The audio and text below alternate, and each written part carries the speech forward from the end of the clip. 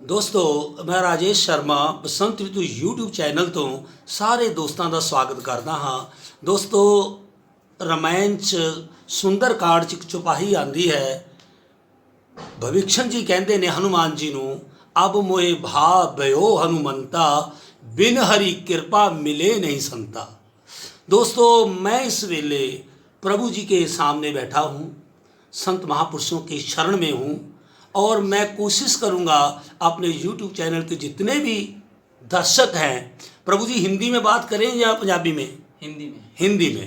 तो प्रभु जी ने कहा भी हिंदी में बात करें, तो मेरी कोशिश रहेगी कि जितने भी मेरे राजेश शर्मा बसंत ऋतु YouTube चैनल के दर्शक हैं, उनको आज प्रभु जी के मुखार बिंद से कोई आशीर्वाद हम प्राप्त करें, क्योंकि आज कृष्ण जन्माष्टमी का महाउत्सव है।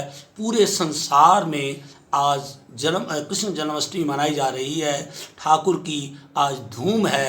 हर इंसान, सनातन धर्म को मानने वाले लोग आज ठाकुर की मस्ती में झूम रहे हैं और मेरे को भी आज मौका मिला, मैं इनकी शरण में, प्रभु जी की शरण में आया हूँ। तो इनसे बात करते हैं। प्रभु जी, सबसे पहले मैं जानना चाहूँगा, आपका नाम जानना चाहूँगा। अश्व हरिदास। अशव हरिदास जी। प्रभु जी, मैं आपसे आपको चरणों में बेनती ये कर रहा हूँ कि आज कृष्ण जन्माष्टमी है और बहुत धूमधाम से लोग इस कृष्ण जन्माष्टमी को मनाते हैं।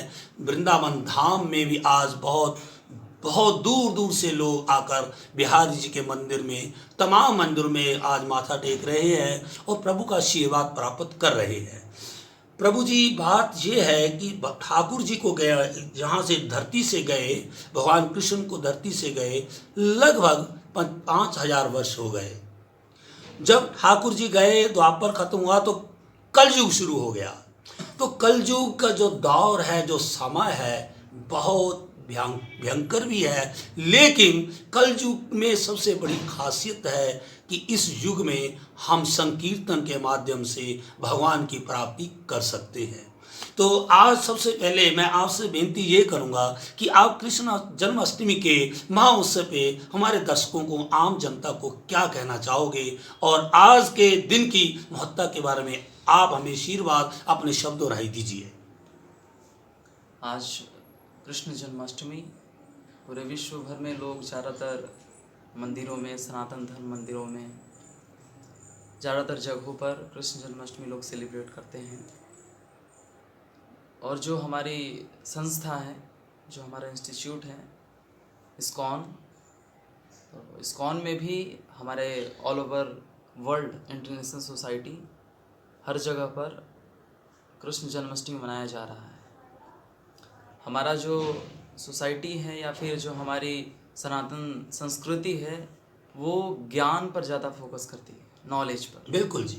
क्योंकि जब श्रीमद् भागवत में कहा गया है, जब सुखदेव गोस्वामी को परीक्षित महाराज प्रश्न करते हुए पूछते हैं कि कृष्ण तो आज से कुछ टाइम पहले चले जा चुके, तो अब धर्म की रक्षा कैसे होगी? हाँ, बिल्कुल सही बात। चले गए तो सुखदेव गोस्वामी श्रीमद् भागवत में बताते हैं, कृष्णे सुधामोपगते धर्म ज्ञानादिभिः सह कलौ नष्ट दृशामेश पुराणार्को धुनोदितः। कि जब कृष्ण इस धराधाम से अप्रकट हो गए, हालांकि कृष्ण आज जन्माष्टमी है, लेकिन भगवान कृष्ण कभी जन्म नहीं लेते हैं। इस संसार में भगवान आते हैं और इस संसार से भगवान अप्रकट हो जाते हैं। जैसे अगर कोई गेस्ट, कोई अतिथि हमारे घर में आता है, उसने गेट खोला, गेट से एंटर किया और फिर जिस प्रकार गेट से वो अंदर आया था उसी प्रकार गेट बंद करके फिर बाहर चला गया। तो इसमें फिर कोई, हम इस तरह से शब्द यूज़ करते हैं क्योंकि इस संसार में आते हैं कृष्ण जन्माष्टमी, लेकिन भगवान के सेंस में हम प्रकट और अप्रकट शब्द यूज़ करते हैं।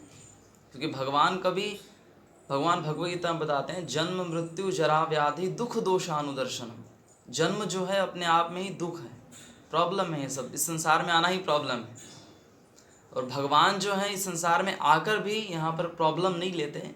भगवान तो यहाँ पर जीवात्मा की कल्याण और जितने भी भक्त हैं, साधु वृंद हैं, उनको अपनी लीलाओं का आस्वादन कराने के लिए और कई भगवान के आने के रीज़न हैं। तो मैं बता रहा था, श्रीमद् भागवत में भगवान बताते हैं कि जब भगवान कृष्ण यहाँ से चले गए तो श्रीमद् भागवत रूपी सूर्य को भगवान ने प्रकट किया इस धराधाम पर, जो कि सूर्य के समान, सूर्य अर्क के समान है। और जितना भगवान की जितनी पोटेंसी है, भगवान ने पूरी अपनी शक्ति श्रीमद् भागवत में डाल दी, बिल्कुल ज्ञान के रूप में, सही बात, ताकि बात। लोग उसको अध्ययन करें। और श्री कृष्ण जन्माष्टमी इसलिए है कि हम भगवान श्री कृष्ण को अपने हृदय में उतारें, हमारे हृदय में भगवान का जन्म हो। स्वामी जी, मैं आपको थोड़ा सा रोक रहा हूँ, अपने बुरा नहीं मनाना। मेरे मन में बहुत जिज्ञासा है पूछने की कि ऐसी बातें हैं कि कोई, देखो आपने कहा कि भगवान कृष्ण कभी जाते नहीं, बिल्कुल सही बात है, भगवान तो कण कण में है, हमेशा विराजमान रहेंगे।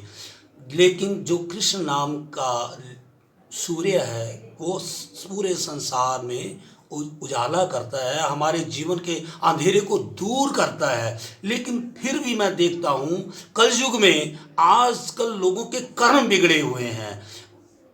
कर्म को सुधारने के लिए आप क्या कहना चाहोगे? तो हाँ, यही जो कर्म, जो लोग कलयुग के लोग हैं, थोड़े से तो लोग सभी के सभी अधार्मिक हैं, थोड़े नास्तिक जैसे लोग हैं, जो कि भगवान की भक्ति और भगवान से कहीं बहुत ज़्यादा दूर हैं और दूर जाते जा रहे हैं। भविष्य पुराण में एक वर्णन आती है कि कलयुग में 10,000 साल जो है उसको स्वर्ण युग कहा जाता है, जिसमें कि भक्ति का प्रचार होता है और जो संत हैं, साधु हैं, ये सब भक्ति करते हैं। और हमारा भी जो मैसेज है, हम लोगों तक मैसेज पहुंचाने के लिए कई तरह से लोगों तक पहुंचते हैं।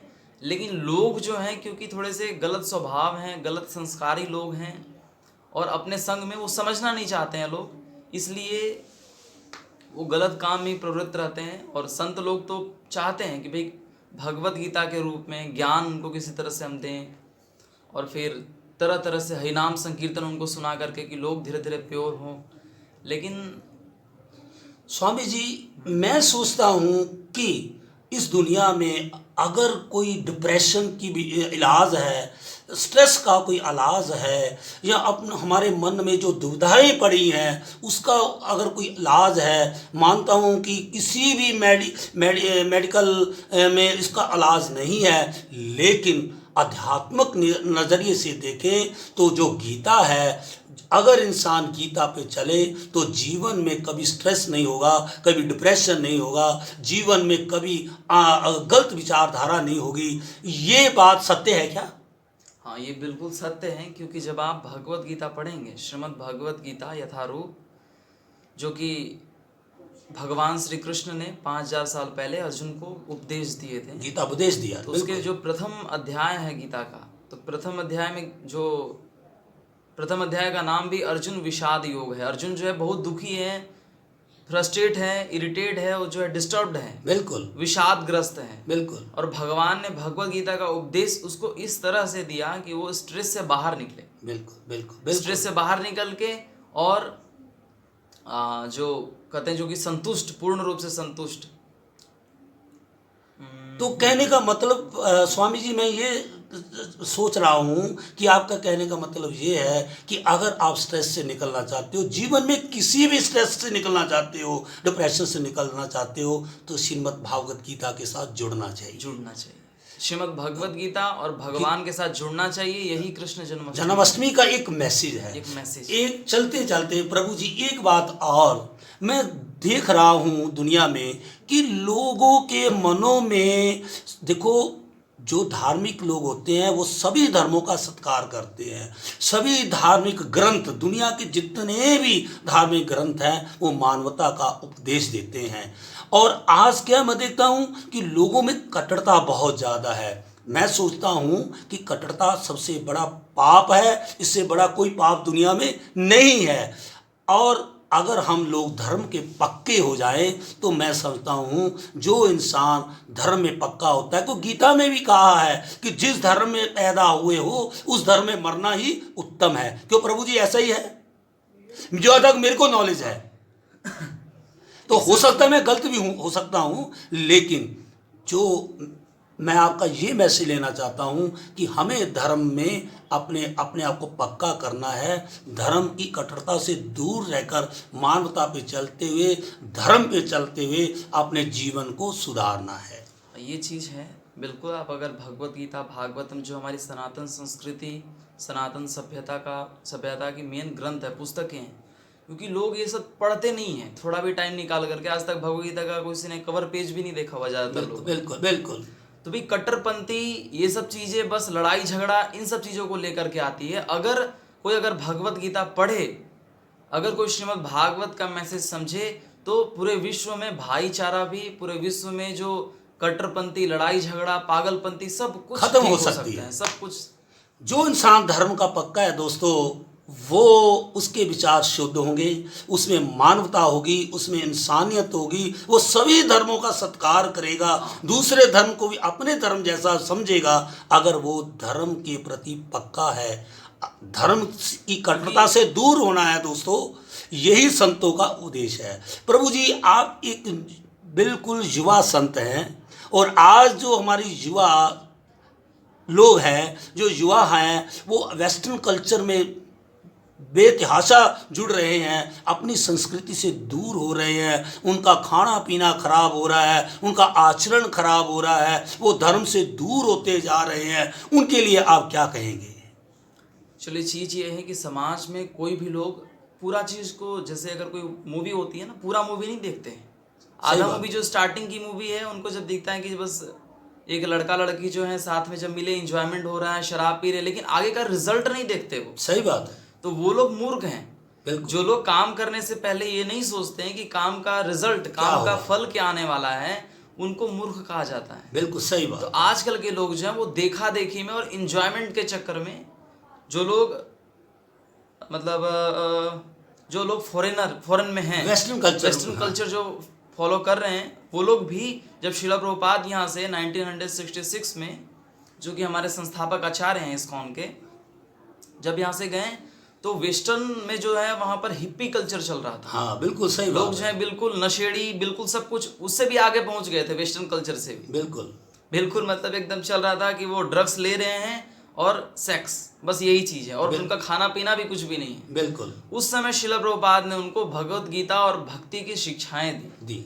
तो वो लोग भी भगवान की भक्ति करने के लिए धीरे धीरे वो लोग भी कुछ जो हिप्पी वहाँ से शुद्ध भक्त, आज भी वो लोग इस्कॉन के बड़े बड़े सन्यासी हैं। बिल्कुल तो वो लोग जो वेस्टर्न लोग हैं, वो इस्कॉन और वो हमारी संस्कृति को फॉलो कर रहे हैं, और हम लोग उनको फॉलो कर रहे हैं। यही तो प्रभु जी हमारा दुर्भाग्य है कि हम अपनी संस्कृति को, जिसको पूरे विश्व में सत्कार मिल रहा है, लोग उसको अपना रहे हैं, हमारी भागवत गीता को अपना रहे हैं, श्री गीता के उपदेश पे चल रहे हैं, और हम लोग उनके कल्चर को लेकर अपने जीवन को नष्ट कर रहे हैं। तो आपका ये जो संदेश है कि हमें अपने धर्म के साथ जुड़ना चाहिए, हमें अपने धार्मिक ग्रंथों को पढ़ना चाहिए। सबसे मुख्य बात यही है कि हम अपने भगवत गीता और श्रीमद् भागवत को कम से कम थोड़ा थोड़ा करके डेली अध्ययन करें। यही श्री कृष्ण जन्माष्टमी में हम एक चीज़ प्रण ले सकते हैं, शुरुआत कर सकते हैं अपने जीवन में। तो आखिर में प्रभु जी, श्री कृष्ण जन्माष्टमी के हम निचोड़ निकाल रहे हैं, अब मक्खन निकालने की बात आ रही है कि आप आज के दिन हम जैसे जो संसारी लोग हैं, जो तमाम उलझनों में फंसे हुए हैं, उलझनों से निकलने के लिए कृष्ण जन्माष्टमी पे चलते चलते कोई उपाय जरूर बता दीजिए।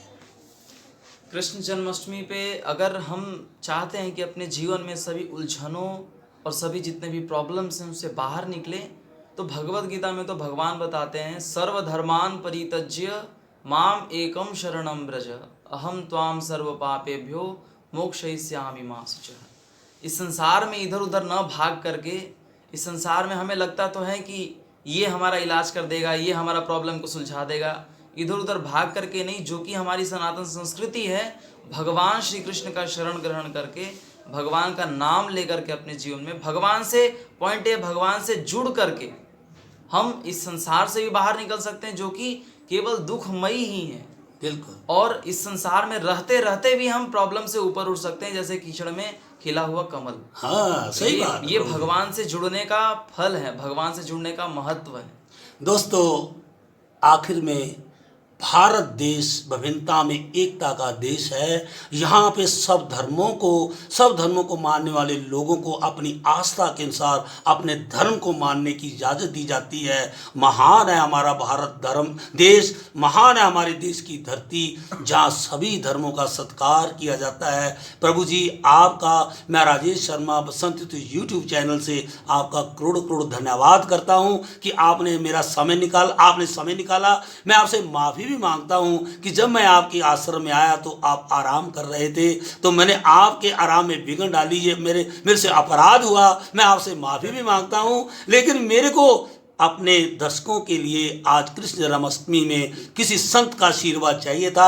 आपने हमारे दर्शकों को आशीर्वाद दिया, आपका धन्यवाद। हाँ जी, आप क्या कहना चाह रहे थे? एक चीज़ ये है कि जो गौड़ीय वैष्णव संप्रदाय में हमारे सबसे प्रमुख आचार्य हैं चैतन्य महाप्रभु, उन्होंने भारत देश के लिए एक मैसेज दिया है। भारत भूमि तहिल मनुष्य जन्म जार, जन्म सार्थक करी कर परोपकार। भारतीय जो है उनका ड्यूटी है, उनका कर्तव्य है कि वो तो पहले अपना जीवन सार्थक करें भगवान से जुड़ करके, और जो अपना जीवन सार्थक हो रहा है फिर उसके बाद परोपकार करें। बिल्कुल, दूसरों को भी ये चीज का मैसेज दें।